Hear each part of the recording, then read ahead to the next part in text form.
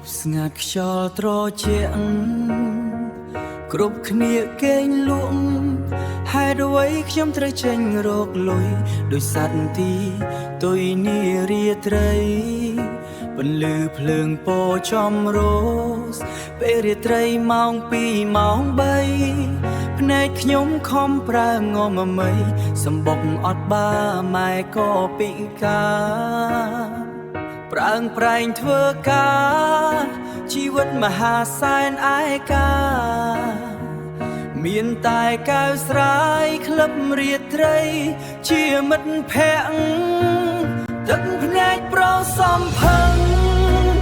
មិនមានអ្នកណាដឹងលាក់ទុកនៅក្នុងចិត្តមិនចង់បកស្រាយទោះបីស្រែកឲ្យបែកលោកកាគេដឹងត្រឹមថាប្រុសមុខលុយ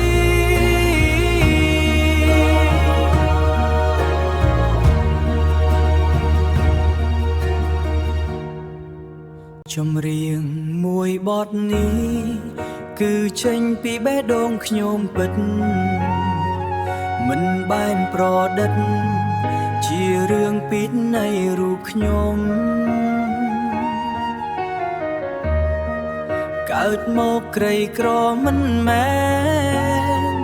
ក៏មិនបានជ្រឹងតែគ្មានជំរឹងសម្រាប់ខ្ញុំទឹកភ្នែកគ្នាដុំឡៃប្រាំងហូរធ្វើមកធ្វើໄວសូមត្រឹមសំដីកុំមើលងាយខ្ញុំបានទេប៉ុណ្ណឹងទឹកភ្នែកប្រសំផឹងមិនមានអ្នកណាដឹងលាក់ទុកនៅក្នុងចិត្តមិនចង់បកស្រាយទោះបីស្រែកឲ្យបែកលោកកាថាប្រុសមុខលុយទឹកភ្នែកគ្នាដុំឡៃប្រាំងហូរធ្វើមកធ្វើໄວសូមត្រឹមសំដីកុំមើលងាយខ្ញុំបានទេប៉ុណ្ណឹងទឹកភ្នែកប្រសំផឹង